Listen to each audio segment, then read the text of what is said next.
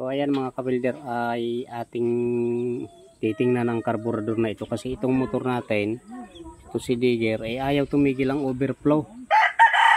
Lagi na lang ito yung sasakyan natin. Pag check natin wala nang gas kasi overflow ng overflow. Ayan o. So ayan, laging basa ang dulo ng hose na yan. Ayan. Kasi lagi nag-overflow. Ngayon kakalikutin natin to kung ano nga ba ang diferensya. So siyempre ay wala naman tayo alam yan. Nanonood tayo sa YouTube kung paano forma. Kaya nga ito ay ating bibidyohan din para makatulong din kung may sala na naikabit. So makikita sa video mga kawilder. Ayan. Gawa. Ayan. Ayan mga forma na yan. Hindi natin alam yan. Ayan. So may ayan o. Yan lumabas na yung gas diyan sa dugtungan. Yan. Basa na o. Kanina tuyong-tuyo yan. Ayan. So ito muna ang ating i-upload dito sa ating Life of Bird channel. Kasi wala pa tayong na-upload na about sa mga sidecar mga kawilder. Ayun mga kawilder oh. Ayun ang gas. Yan yung mag-overflow. Ayan. Nakayuko na ito na guma. Hindi naman nakayuko. Okay, so pantay lang siya. Ngayon, gagawin, didiin na natin ito mga kawilder ito. Ito.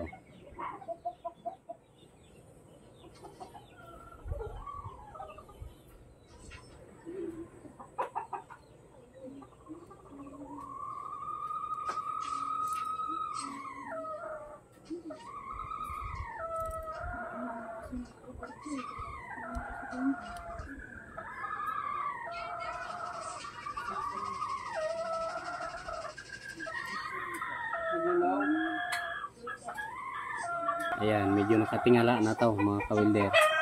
Ayan o. Medyo nakatingala na dito. Ayan. Ayan yung sabi, pagka nakaganyan daw, sobra sa gasolina yan. Ay kailangan pagka gayan, pagka yung nakalagay na sa baso, pantay na lang siya.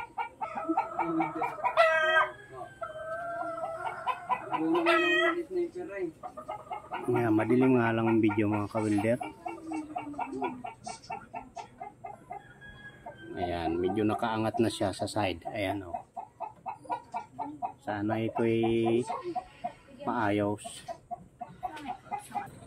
Sana mga kawilder, yun na yung paraan. I-update ko rin kayo mga kawilder kung okay na, hindi na siya nag-overflow. Yan, i-update ko kayo mga kawilder. Para kahit papano, sa mga ganyan ang sakit ng motor, na mga simple, kung sakasakali, ay makakatulong sa ating mga kawilder dyan na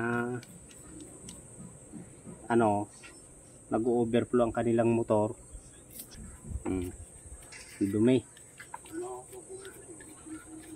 Pero wala na tayong babaguhin dito kundi yun lang kasi mahirap magkasala-sala ang kabit ng pisa. Hindi natin matukoy. Naku po, nalinti ka na. Hindi na natin nagamit ang motor tuluyan kung sala-sala. Ayan, so mga kawilder, pasensya nga pala ha, sa mga ating nagko-comment na hindi natin nasasagot-sagot yung kanilang mga comment kasi talaga naman may kabisihan tayo mga kawilder. Ayan, gaya nga ng sinabi ko, magbabasa ulit ako ng mga comment tapos sasagutin ko na lang sa vlog. Iba-vlog ko na lang ang inyong mga kasagutan ko sa inyo mga kawilder. Para hindi ko na kailangan mag-type doon sa comment section. Kasi minsan hindi ko nababasa lahat. Lilinisin ko muna ito. Pero itong ginawa natin din mga kawilder, yun na yan. Pansinin nyo. Ayan, nakaside yung yung carburetor natin. Ayan, nakatingala siya ng konti ito. Ayan, nakatingala. Kanina, pantay lang siya. Nakapantay siyang gayano. Ayan. Ito diniin na natin. Ayan, yan. Diniin na natin yan, o. Ayan. Ito. Diniin na natin. Inangat muna natin din eh. Yan, inangat natin. Tapos sa kadiniinan. Sabay binitawan. Kaya medyo bumaba siya. Yung lock dito. Kaya tumingalay naman ang bandang likuran. Ayan. O. Yan. Sana ito na yung kanyang maging solusyon sa pag-overflow mga kabilder. So ihipa natin to kung ito ay may mga bara. Okay.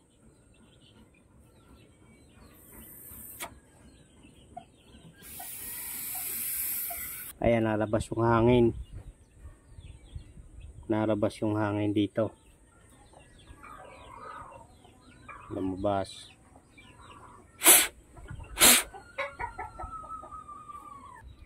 Okay.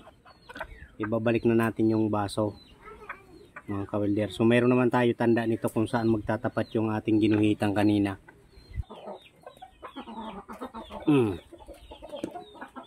Ayan. Okay na ito. Pwede na natin ibalik. Kakabit na natin.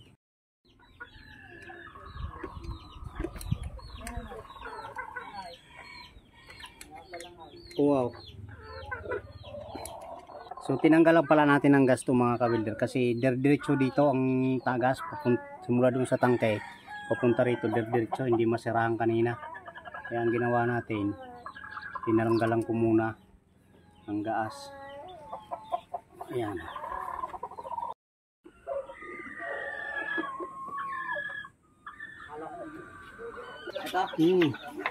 Ayan mga kabilder, so ikakabit na natin yung flarings tapos titistingin na natin.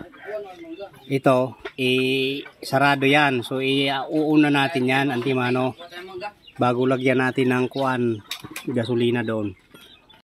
Ayan, so lalagyan na natin mga kabilder ng gasolina. So ilalayo-layo lang natin ang cellphone at mahirap na. Baka dumiklap. Ayan. So mamasda natin doon mamaya pang tutulo sa ilalim. Diyan niya natulo mga kabilder dyan.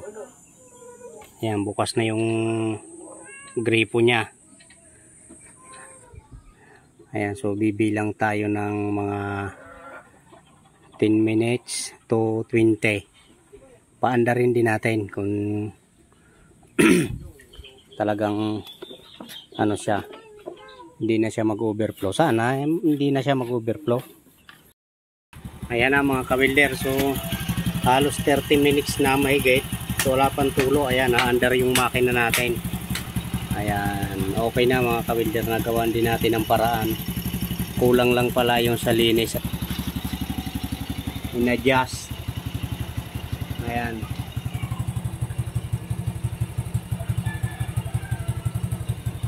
Okay. Ayan, so maraming salamat mga kabilder sa panonood ng ating mga simpleng video. Ayan. Ingat mga kabilder, and big shout out sa inyong lahat mga kabilder. Ayan, bye bye.